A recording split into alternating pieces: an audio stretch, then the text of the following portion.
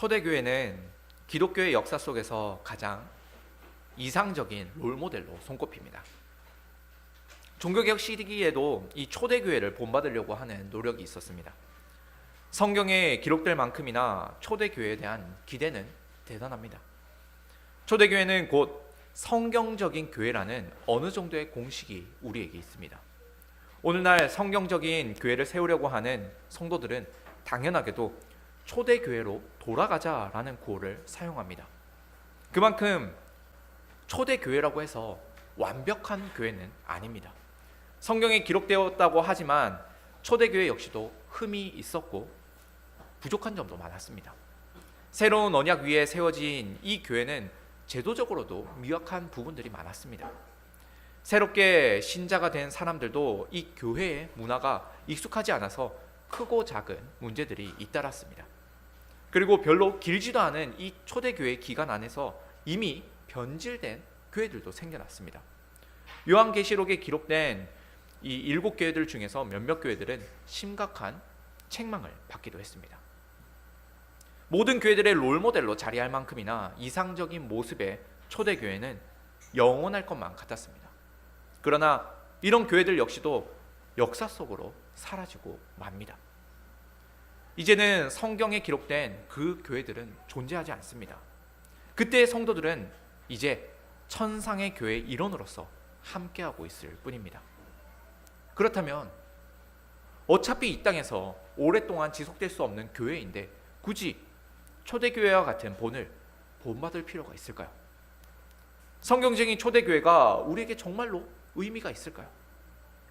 성경과 교회의 역사 속에서 변질되고 타락해버린 교회들은 우리가 반면교사 삼아야 할 본이 됩니다. 반대로 모범적인 교회의 모습들은 우리가 닮아가야 할 본이 됩니다. 우리는 이런 교회의 본들을 성경의 가르침대로 분별하고 판단하여서 더욱 하나님께서 기뻐하시고 선하고 아름다운 교회를 세워가야 합니다. 오늘 본문은 초대교회의 귀하고 아름다운 모습을 보여줍니다. 오늘날과 같이 황금 만능주의가 팽배한 이 시대에는 상상도 할 수 없는 아름다운 모습이 담겨 있습니다. 모든 물건을 서로 통용하고 자기 재물을 조금도 자신의 것이라 주장하지 않는 그런 이상적인 교회의 모습을 가지고 있습니다. 어떤 사람들은 이런 이상적인 교회를 꿈꾸며 교회를 세우고 싶어 합니다. 그래서 어떤 소수의 사람들은 신앙 공동체를 만들어서 이 초대교회의 모습을 이어가려고 합니다. 하지만 대체로 이런 시도들은 실패로 돌아갑니다. 사람 본성에 여전히 남아있는 이기심을 헤아리지 못한 결과입니다. 또한 성경을 제대로 이해하지 못한 이유도 있습니다. 문자적으로 오늘 본문을 읽으면 모든 성도들이 자신의 소유를 다 팔고 나서 공동생활을 한 것처럼 느껴집니다. 그래서 이 본문을 문자적으로 잘못 읽은 사람들은 사유재산을 인정하지 않고 재산을 함께 공유하는 공동체적인 삶을 살아가려고 합니다. 그렇게 해야 성경적인 초대교회의 본을 닮을 수 있다고 생각을 합니다. 그러나 꼭 그렇지 않습니다. 정말 문자적이라고 한다면 이 원어가 담고 있는 문법적인 의미를 파악해야 합니다. 이에 대해서는 이후에 설명을 드리겠습니다. 여하튼 종종 오늘 본문에 대한 오해를 할 수도 있지만 그렇다고 해서 오늘 본문에 나타난 교회의 모습을 닮아갈 필요가 없다는 건 더더욱 아닙니다. 반드시 우리가 닮아가야 할 모범적인 교회의 본이 여기에 있습니다. 다만 그 의미를 좀 더 분명하게 깨달아서 말씀과 성령에 휩싸인 성경적인 교회를 세워가야겠죠. 함께 오늘 본문을 살펴보겠습니다.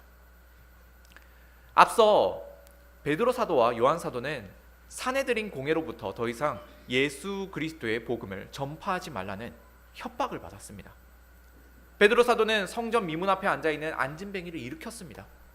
장애인을 회복시키는 엄청난 기적을 나타내 보였습니다. 그리고 많은 사람들에게 그리스도의 복음을 전했습니다. 그때의 말씀을 듣고 믿게 된 사람들의 수가 남자만 약 5,000명에 이르렀습니다. 어마어마한 수의 사람들이 그리스도의 복음을 듣고 회심했습니다. 사도들이 행하는 기적과 또 선포되는 말씀의 영향력을 보고서는 제사장들과 장로들은 위협을 느꼈습니다. 그래서 사도들을 협박해서 더 이상 그리스도의 복음을 전파하지 못하도록 압박을 했습니다. 그러나 사도들은 겨우 공의 말에 두려움을 느끼진 않았습니다. 인간의 어떠한 회보다 더욱 크신 위대하신 주님께서 내리신 명령이 있었기 때문입니다. 그래서 하나님의 명령에 순종하고자 공의 따위의 위협에 굴복하지 않았습니다. 그때 교회는 함께 모여서 기도했고 모두가 담대함을 얻어서 하나님의 말씀을 전했습니다. 오늘 본문은 이런 맥락에서 시작이 됩니다. 이곳에 모인 사람들은 앞서 사도행전 4장 4절에 언급된 약 5천 명의 신자일 겁니다. 이미 한 차례 사도행전 2장에서도 이와 같은 일이 일어났습니다. 오순절날 베드로 사도의 설교를 듣고서는 3천 명의 사람들이 믿고 세례를 받았습니다. 그때 믿게 된 사람들도 다 함께 모여서 모든 물건을 서로 통용을 했고 재산과 소유를 팔아서 사람들의 필요에 따라 나누었습니다. 그곳에는 날마다 예배하는 기쁨으로 충만했습니다. 오늘 본문과 동일한 상황이 이미 앞서 한 차례 있었습니다. 이제는 새롭게 믿게 된 약 5천 명의 신자 무리에게 집중을 합니다. 성경은 이 믿는 자들의 무리가 한 마음과 한 뜻이 되었다고 증거합니다. 모두가 한 사람과 같이 되었다는 겁니다. 사람이 둘만 있어도 제각기 마음이 다른데 수천 명의 사람들이 어찌 한 마음 한 뜻이 될 수 있겠습니까? 정말로 불가능한 일입니다. 그런데 성령님의 역사는 놀랍습니다. 이 많은 수의 사람들이 한 마음과 한 뜻이 되었습니다. 우리말 성경에는 한 뜻이라고 번역이 되어 있는데 이 뜻이라는 헬라어 단어는 목숨을 의미하기도 합니다. 성경은 자주 이 목숨을 사랑과 연관지어서 말씀해 왔습니다. 내 목숨을 다하여 주 너의 하나님을 사랑하라. 예수님께서 자주 하시던 말씀입니다. 이 말씀은 신명기 6장 5절의 말씀이기도 합니다. 너는 마음을 다하고 뜻을 다하고 힘을 다하여 내 하나님 여호와를 사랑하라. 그러나 신명기에서는 뜻이라고 하지 않죠. 목숨이라고 합니다. 목숨이라고 하지 않고 뜻이라고 합니다. 다른 단어를 사용합니다. 여기서 뜻이라고 하는데 이 뜻이 바로 목숨이나 생명을 의미하는 단어입니다.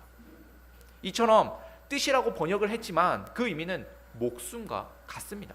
동일한 의미입니다. 오늘 본문인 32절도 그렇습니다. 하나님을 사랑하는 일에 있어서 사용되는 단어인 이 뜻은 혹은 목숨은 이 모든 성도들을 하나로 묶습니다. 모두가 한 목숨이 되어서 한 뜻이 되어서 목숨과 뜻을 다하여 하나님을 사랑하는 하나의 공동체가 되었습니다. 운명 공동체가 되었습니다. 이 운명 공동체가 되었다는 건 단지 살아도 같이 살고 죽어도 같이 죽는다는 의미에서 운명 공동체가 된 것이 아닙니다. 모두가 한 마음 한 뜻으로 오직 하나님만을 사랑하는 공동체가 되었다는 겁니다. 또한 서로를 사랑하는 일에 있어서도 그렇습니다. 우리 주님은 내 이웃을 내 몸과 같이 사랑하라고 하셨습니다. 내 이웃을 사랑하는 기준이 바로 내 몸을 사랑하는 것입니다. 이웃을 내 몸처럼 여기라는 겁니다. 이웃을 사랑하기를 한 몸이 된 것 같이 하라는 겁니다. 이제 성도들은 한 마음, 한 목숨이 되었습니다. 하나님을 사랑하고 서로를 사랑하는 일에 있어서 하나가 되었습니다. 어떻게 이런 일이 가능해졌을까요? 바로 하나님의 말씀입니다. 하나님의 말씀이 이 불가능한 일을 가능케 했습니다. 이 32절을 감싸고 있는 앞뒤 구절을 보면 하나님의 말씀을 선포했다는 이야기가 있습니다. 앞에 구절인 31절입니다. 우리가 다 성령이 충만하여 담대히 하나님의 말씀을 전하니라. 하나님의 말씀이 담대하게 선포되고 있습니다. 하나님의 말씀을 선포하지 못하게 하는 이 외압이 있었음에도 불구하고 그들은 담대함을 얻어서 하나님의 말씀을 선포하기 시작했습니다. 설교가 교회에 가득 넘쳤습니다. 그리고 뒤에 이어지는 33절입니다. 사도들이 큰 권능으로 주 예수의 부활을 증언하니. 사내들인 공회로부터 그리스도의 복음을 전파하지 말라고 직접적으로 협박을 드는 사람들은 사도들이었습니다. 그러나 어찌 인간의 권위 따위가 사도들의 복음 증거를 막을 수 있었겠습니까? 사도들은 큰 권능으로 주 예수 그리스도의 부활을 증언했습니다. 설교했습니다. 이처럼 하나님의 말씀이 선포될 때에 불가능한 일이 가능하게 되었습니다. 여러 사람이 어찌 한 마음 한 뜻을 품을 수 있겠습니까? 서로 사랑하는 부부도 한 마음이 되기 어려운데 한 자리에 모인 지 얼마 되지 않은 이 수천 명의 사람들이 어떻게 한 마음과 한 뜻이 될 수 있었겠습니까? 바로 말씀의 능력으로 가능합니다. 하나님의 말씀은 결코 변하지 않을 것 같은 그 사람의 마음을 진실로 변화시킵니다. 사람의 마음만큼이나 변화시키기 어려운 것이 없습니다. 저는 사람은 안 변한다라는 그 말이 맞다고 봅니다. 사람은 변하지 않습니다. 그 악한 본성이 쉽게 사라지던가요? 사람을 믿는 일은 굉장히 위험한 일입니다. 무엇을 보고 그 사람이 진실하다고 판단할 수 있겠습니까? 그러나 오직 하나님의 말씀만이 사람을 변화시킵니다. 오직 하나님의 말씀만이 사람을 변화시킬 수 있습니다. 하나님의 말씀은 죽은 자를 부활시키는 능력이 있습니다. 죽은 사람도 살려내는데 사람을 어찌 변화시키지 못하겠습니까? 하나님의 말씀은 사람을 죽입니다. 죽였다가 다시 살려내서 변화시킵니다. 중생케 합니다. 죄악된 본성을 소멸시키고 새 사람으로 거듭나게 합니다.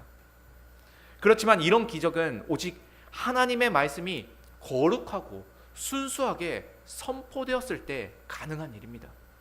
거룩한 복음이 강설되었을 때에 사람들의 마음에는 믿음이 생겨나고 진정으로 변화되는 기적이 나타납니다. 하지만 이를 믿지 못하는 사람들이 굉장히 많습니다. 말씀만 가지고는 사람이 변화되지 않는다고 여깁니다. 이런 의견들도 꽤나 일리가 있습니다. 이런 주장을 하는 사람들은 주로 이런 이야기들을 합니다. 하나님의 말씀을 바르게 선포하려고 하는 그런 목사님들이 많이 있는데 막상 그런 목사님들의 목회 현장을 보면 그리 활력이 없다고 합니다. 사람들도 많이 모이지 않고 사람들이 변화되는 모습도 그렇게 뚜렷하게 나타나지 않는다고 합니다.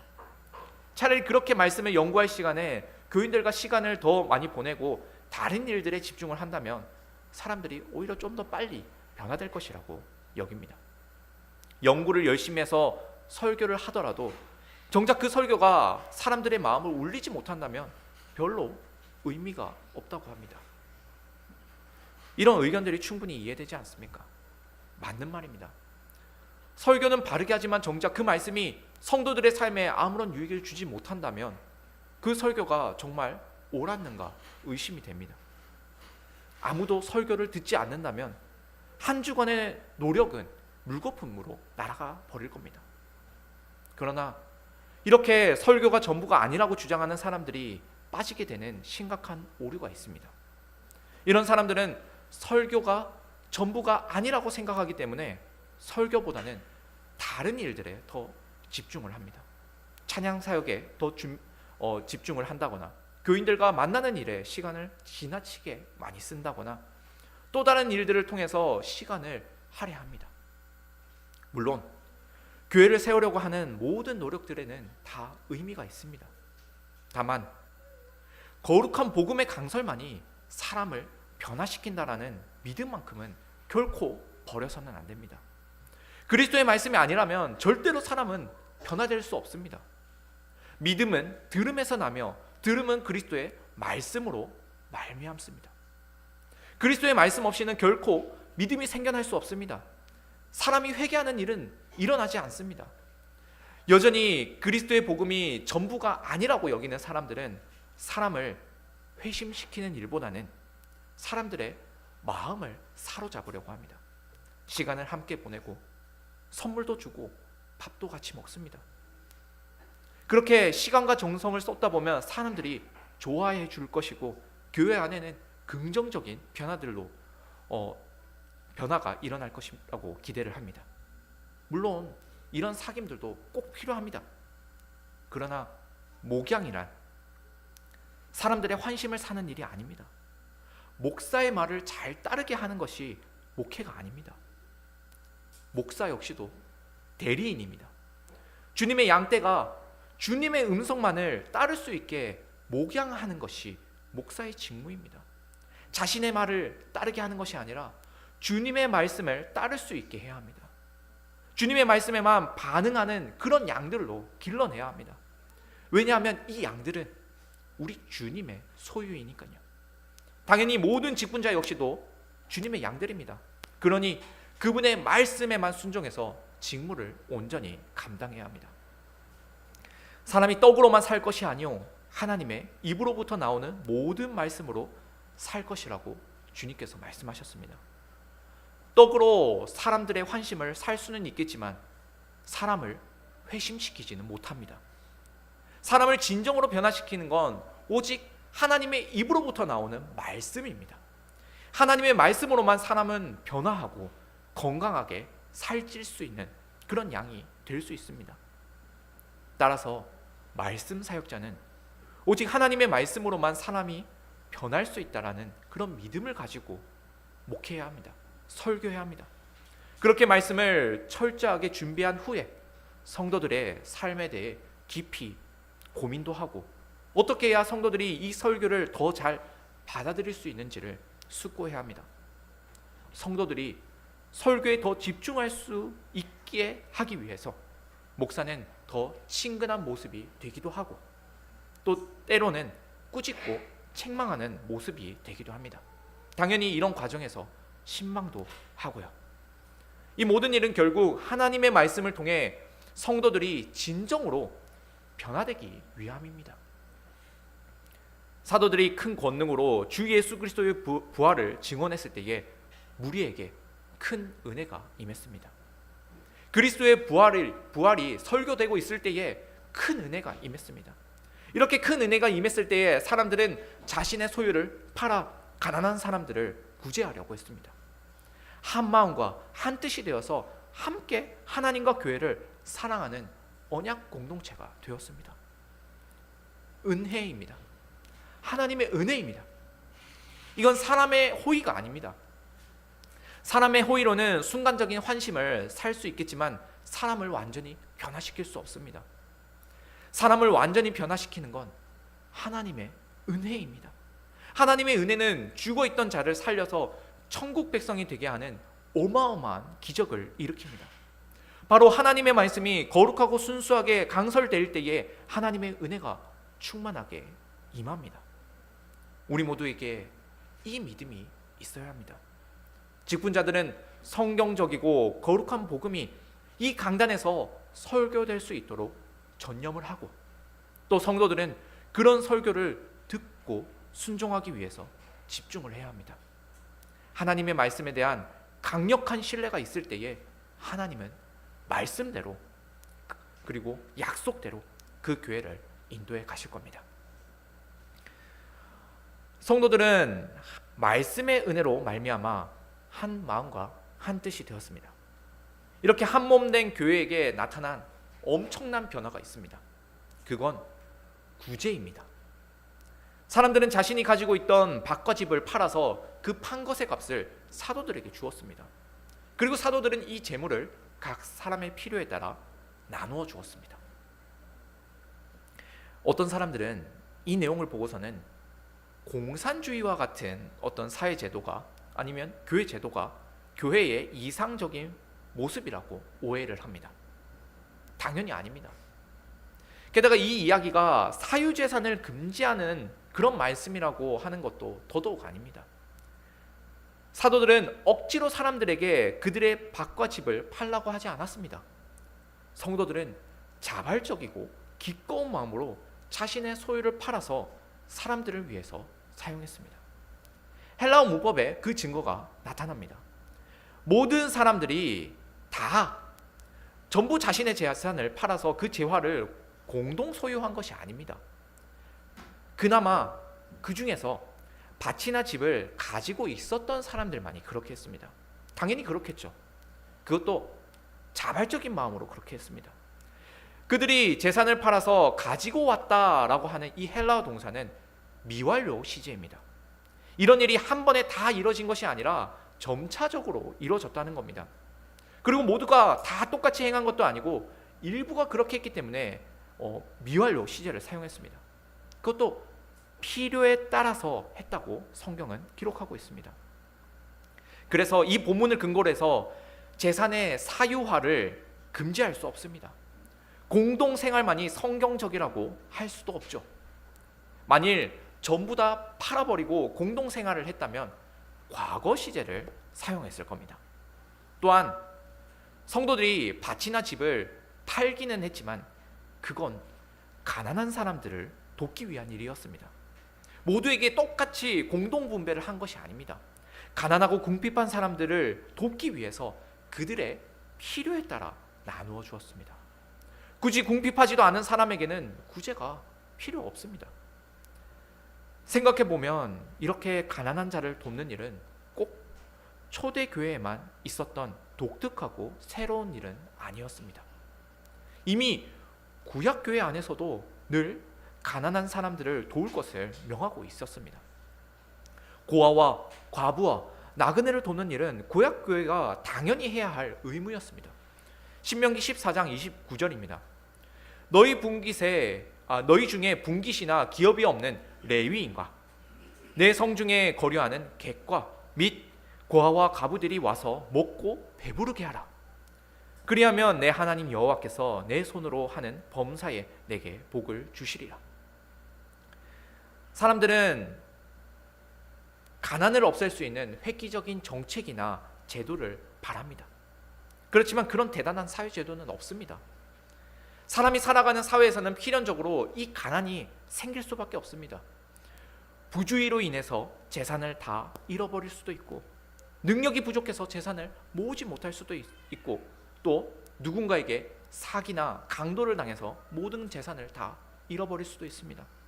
또 전쟁이나 기근 혹은 홍수와 같은 인간이 막을 수 없는 천재지변으로 인해 가난이 찾아오기도 합니다. 그러나 하나님께서 명하시는 건 그럴 때에 조금이라도 더 가진 자가 가난하고 핍절한 자를 돌보라는 겁니다. 그렇게 부자와 빈자는 서로가 하나님의 뜻을 배울 수 있습니다. 부자는 빈자를 도움으로써 하나님께서 자신에게 이 부요함을 주신 그 의미를 기억할 수 있습니다. 그리고 빈자는 부자의 섬김을 통해서 하나님의 자비로우심을 배울 수 있습니다. 무식하게 부자의 것을 다 빼앗아서 가난한 사람들에게 나누어 주어서는 안 됩니다. 또 반대로 부자는 더 부유하게 되고 가난한 자는 더 가난하게 내버려 두어서도 안 됩니다.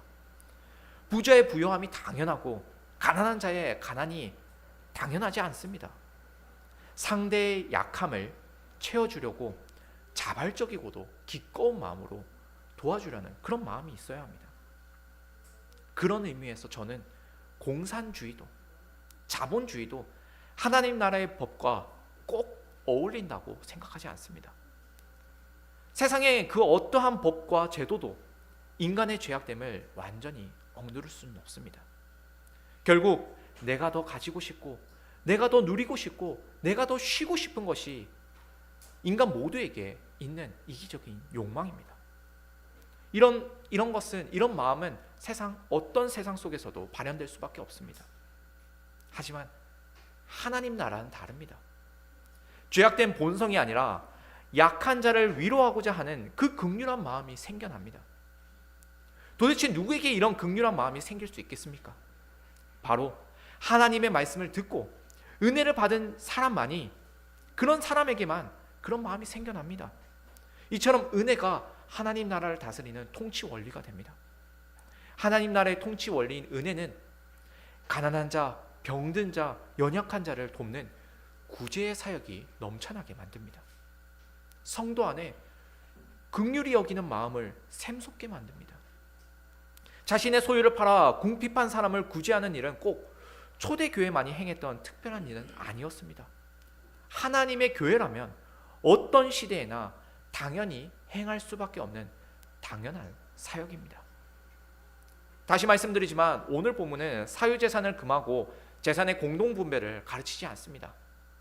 바나바가 위로의 아들이라는 별명을 얻을 수 있었던 것도 그의 자발적인 섬김을 높이 샀기 때문입니다. 모든 이들이 의무적으로 소유를 팔아서 구제를 행했더라면 이 바나바의 섬김은 그저 당연한 일로 취급되었을 겁니다.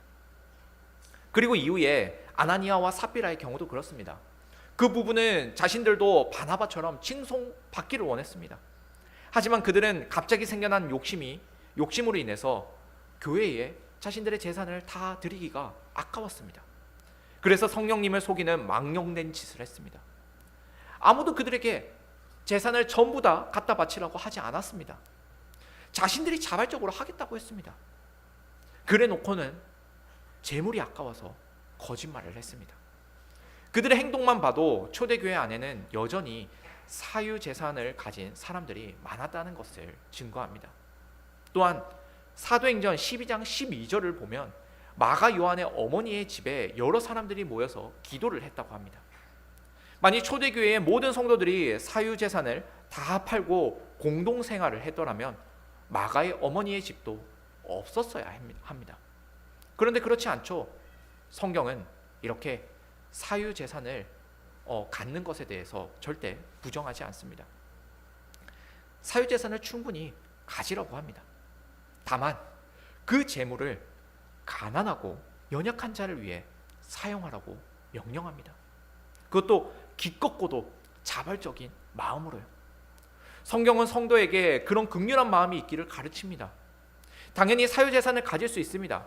하지만 기억해야 할 것은 그 모든 것들이 다 우리 주님께서 주신 것들입니다. 재물만이 아니죠. 우리가 가진 능력도, 시간도, 은사도, 직업도, 소중한 우리의 관계들도 다 우리 주님께서 주신 것들입니다.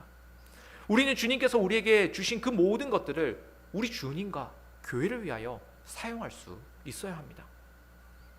말씀과 성령으로 충만해졌을 때에 그런 기꺼운 마음이 생겨날 수 있습니다. 나보다 연약하고 부족한 사람이 우리 눈에 보이게 됩니다. 긍휼한 마음이 가져집니다. 그렇게 한 몸이 되는 겁니다. 한 마음과 한 뜻이 됩니다. 만일 발가락 하나가 부러졌다고 생각해 보십시오. 그 발가락이 아파서 걸음을 제대로 걷지도 못할 겁니다. 이렇게 한쪽 발이 아프면 다른 쪽 발에 조금 더 힘이 갑니다. 다른 쪽 발이 좀 더 고생을 대신해 줍니다. 너무나 당연하게요. 서로 도와야 빨리 낫습니다. 만일 한쪽 발이 아픈데 평상시처럼 두 쪽 발을 둘 다 힘을 주어서 걸어 다닌다면 이 아픈 발은 빨리 아물지 않을 겁니다. 너의 일이니까 네가 알아서 해라. 이렇게 할 수 없습니다. 한 몸이 된 순간부터 더 이상 네 일, 내 일이 아닙니다. 한 몸으로서 함께 안고 가야 할 하나의 고민이 됩니다. 구제가 그렇습니다. 가난한 자의 아픔을 함께 느껴야 합니다. 연약한 자의 괴로움을 함께 고민해야 합니다. 더 가진 사람이 부족한 사람을 채워주면서 평균케 하는 원리가 이루어집니다. 이 평균케 하는 원리는 사람의 호의로 이루어지는 게 아닙니다. 서로 돕다 보면은 한 몸이 되는 것도 아닙니다. 순서가 바뀌었습니다. 먼저 하나님의 말씀을 듣고 은혜 받은 사람이 그렇게 실천할 수 있습니다. 은혜가 우리를 움직이게 합니다. 은혜가 우리로 긍휼한 마음을 품게 하고 연약한 사람을 더 강하게 하기 위해서 구제하게 합니다. 그렇게 평균케 하는 원리가 실천됩니다. 바로 하나님의 은혜를 통해서요. 굳이 말하자면 이 구제하는 사역도 헌금과 관련된 내용이죠. 돈과 관련된 주제라고 할 수 있습니다. 지난 주일 주제였던 이 성과 혼인도 굉장히 민감한 주제였지만 이 돈 역시도 예민한 주제입니다. 오죽했으면 신앙과 완전히 상관없는 어떠한 사회든지 세욕과 물욕을 주의하라고 했을까요? 그만큼이나 성이나 돈과 관련된 주제는 예민하게 여겨집니다. 지금 이 설교를 하는 이유가 혹시 헌금을 더하라는 이유인가? 라는 생각을 또 할 수도 있기 때문이죠. 헌금 역시도 예배 요소이기 때문에 설교를 하지 않을 수가 없습니다. 당연히 설교해야 합니다. 그리고 우리는 당연히 헌금해야죠. 구제도 해야 합니다. 세상 사람들은 교인들이 이 헌금을 하면 그 돈을 전부 다 목사가 가지고 가는 줄로 압니다. 심지어 제 친구들 중에 불신자인 친구들은 제가 목사가 되고 싶다고 하니 교인들의 돈을 수금하는 그런 사람이 되려는 줄 생각을 했습니다. 한날은 사이비 종교에 대해 다룬 다큐멘터리를 보고서는 저에게 친구가 물었습니다. 주동이, 너도 그런 목사가 되려고 하는 거 아니냐? 너도 성도들의 돈을 다 갈취하려고 목사가 되려는 거냐? 제발 그런 사람이 되지 마라. 꼭 사입이나 이단은 아니더라도 충분히 그렇게 생각할 만합니다. 가끔씩 언론으로 비춰지는 목사의 이미지가 그러하니까요. 심지어 오늘 본문을 보면 사람들이 자신의 소유를 팔아서 그 판 것의 값을 사도들의 발 앞에 두었다고 합니다. 바나바도 그 값을 사도들의 발 앞에 두었다고 합니다. 2번씩이나요. 이렇게나 명백하게 사도들의 발 앞에 두었다고 하니 사도들이 신자들의 재산을 수금하는 사람으로 여겨질 수도 있습니다. 정말 그렇게 해석한다면 웃기는 일입니다. 이런 해석이 우습다는 건 당연히 아니라는 확신이 우리에게 있어서입니다. 지난 주일 오전 예배 시간에 예수님께서 축사를 하시고 양식을 분배하시는 일에 대해 들었습니다. 예수님은 그때에 직접 양식을 나눠주지 않으셨습니다. 제자들을 통하여 나누어 주셨습니다. 여기서도 그렇습니다. 하나님은 사도들을 통해 가난한 사람들을 구제하게 하셨습니다. 사람들은 사도들에게 구제금을 전달해 주면서 가난한 사람들을 도와주라고 했습니다. 사람들은 사도들의 발 앞에 돈을 가져다 두었지만 실제로 그들은 하나님께 헌금을 한 겁니다. 그리고 하나님께서는 그 헌금을 사도들을 통해서 가난한 사람들에게 나눠지게 했습니다. 이렇게 사도들을 통했다는 건 오른손이 한 일을 왼손이 모르게 하기 위해서입니다.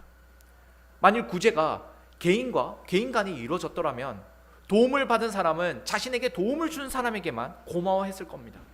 그리고 도움을 준 사람은 자신이 도왔다고 은근히 생색을 냈겠죠. 하지만 구제는 아무도 모르게 해야 합니다. 그래서 사도들을 통해, 직분자를 통해서 구제를 하는 겁니다. 물론 사도들도 자신들이 일을 분배했다고 해서 생색을 내서는 안 되겠죠. 그 구제금들은 원래부터 사도들의 것이 아니었으니까요. 물론 이 사역도 나중에는 구제와 분배의 사역을 감당할 다른 직분자들에게 맡겨집니다. 그래도 초창기에는 교회에서 이 사도들이 일도 하고 저 일도 많은 일들을 도맡아 해야만 했습니다. 이와 같은 의미에서 사도들의 발 앞에 둔 것이지 사도들에게 갖다 바친다는 의미에서 둔 것은 결코 아닙니다. 오해 없으시길 바랍니다.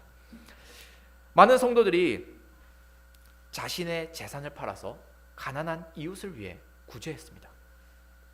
그들 중에 특별한 사람을 지금 소개합니다. 바나바입니다.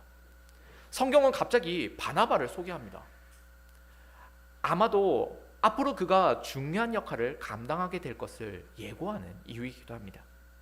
또한 그가 이 구제 사역에 있어서 주목할 만한 일을 했기 때문이기도 합니다. 이 바나바라는 이름의 뜻에 대해서는 성경학자들 사이에서 의견이 분분하지만 중요한 건 성경이 그의 이름을 위로의 아들이다 라고 해석을 했다는 겁니다. 정말로 그는 위로의 사역을 많이 행했습니다. 자신이 가지고 있던 재산을 팔아서 가난한 자들을 위로하는 일에 사용했습니다. 그리고 이후에 그는 바울 사도와 함께 선교를 다니며 많은 교회들과 신자들을 위로했습니다. 사도들에게 있어서도 이 바나바는 큰 도움이 되었고 위로가 되었습니다. 그는 정말로 위로의 아들이란 이름에 걸맞는 사람이었습니다. 그런데 이에 대한 조금 의외의 소개가 있습니다. 바나바에 대한 소개를 할 때에 레위 사람이라고 합니다. 레위는 원래 땅을 소유할 수 없는 사람이었습니다. 신명기 10장 9절입니다. 그러므로 레위는 그의 형제 중에 분깃이 없으며 기업이 없고 내 하나님 여호와께서 그에게 말씀하신 같이 여호와가 그의 기업이시니라 이처럼 레위인들은 땅을 기업으로 받지 못합니다. 이에 대한 내용은 구약 성경 곳곳에 나옵니다. 하지만 1세기 당시의 레위인들은 그렇지 않았다고 유대 역사서를 보면 알 수 있습니다. 1세기 때에는 레위인들도 땅을 소유했다고 합니다. 사실 레위인이 땅을 소유하지 않는 것 그 자체가 핵심은 아닙니다. 밭이 필요한 건 그 밭을 경작하고 그 밭에서 나오는 소산물을 얻기 위해서입니다. 하지만 제사장들과 레위인에게는 밭이 필요가 없습니다. 그들은 제사와 성전에 전념하기 위해서 밭을 경작할 시간이 없습니다. 만일 밭이 있었더라면 성전을 관리하는 직무에 충실할 수가 없었겠죠. 그런데 레위 사람인 이 바나바는 자신의 밭을 가지고 있었습니다. 혈통적으로 레위 지파이긴 했어도 성전과 아주 떨어져서 사는 아주 떨어진 그 이방 세계에 살아가던 그에게는 사실 밭이 필요했을 겁니다. 그는 레위인의 직무에 전념할 필요가 없었습니다. 그러나 바나바는 이제 자신의 소유를 팔아서 궁핍한 이웃을 구제하는 일에 내어놓습니다. 그는 그렇게 재산을 판 돈으로 가난한 이웃과 교회를 위로하는 일에 사용했습니다. 더 이상 혈통적인 레위인으로서의 직무는 사라졌지만 그는 예수 그리스도와 그의 교회를 위한 사역에 전념하기 시작했습니다. 혈통적 레위인의 직무는 이미 예수 그리스도 안에서 사라졌습니다. 그는 이제 혈통적인 한계를 넘어서 참으로 예수 그리스도와 그분의 새로운 집인 교회를 위하여 헌신하는, 전념하는 사람이 되었습니다. 성령 하나님은 그렇게 바나바를 혈통적 레위인이 아니라 새 언약 교회를 위한 위로의 아들이 되게 하셨습니다. 초대교회는 정말로 놀랍고도 이상적인 교회 모습을 가졌습니다. 하지만 그렇다고 해서 완전히 새롭고 독특한 형식의 교회가 출현한 것은 아니었습니다. 하나님의 말씀으로 하나 되는 교회 모습은 구약 교회 때부터 있었습니다. 한 마음과 한 뜻이 되어 주 하나님을 사랑하고 이웃을 자신의 몸과 같이 사랑하는 일도 예전부터 있어 왔습니다. 가난한 자를 구제하는 일도 그렇습니다. 구약시대 때부터 율법의 의무는 고아와 가부와 나그네 그리고 레위인과 같은 가난한 사람들을 구제할 것을 명령했습니다. 바나바라 불리는 요셉도 그렇습니다. 그는 혈통적으로 원래 하나님과 성전을 위해 봉사해야 할 사람이었습니다. 그러나 이제는 혈통적인 한계를 벗어나 그리스도의 교회의 직분자로서 예수 그리스도를 위해 헌신하고 교회를 위로하는 아들이 되었습니다. 하나님께서 세우시는 아름다운 교회의 모습은 언제나 동일합니다. 구약 시대에나 초대교회 시대에나 중세교회 시대에나 종교개혁 시대에나 오늘날에 이르기까지 언제나 동일합니다. 하나님의 말씀으로 충만하고 교회 안에서 한 몸을 이루고 가난한 자를 구제하며 직분의 사역에 충실한 교회, 그런 교회 모습은 언제나 동일합니다. 이처럼 예배와 교회 그리고 직분은 어느 때에도 소홀하게 강조된 때가 없습니다. 하나님은 성경적인 예배와 직분을 통하여서 오늘날도 당신의 교회를 굳건하게 세워가고 계십니다. 우리의 교회도 그렇습니다. 설교와 구제 그리고 직분이 성경적으로 수행되고 있는지 우리는 늘 항상 우리 자신을 살펴야 합니다. 하나님께서 우리에게 사랑과 은혜를 풍성히 부어주신다는 사실을 이 예배 안에서 찾아야 합니다. 여러분들은 주님의 교회로서 얼마나 바르고 신실하게 세워져 가고 계십니까? 우리 각인은 하나님이 거하시는 성전으로서 얼마나 거룩하고 성경적으로 세워져 가고 있습니까? 우리는 늘 자신과 교회를 점검하면서 더욱 올곧게 서나가야 할 것입니다. 우리는 비록 약하나 하나님께서 큰 권능으로 우리에게 큰 은혜를 주실 것을 기대하고 소망합니다.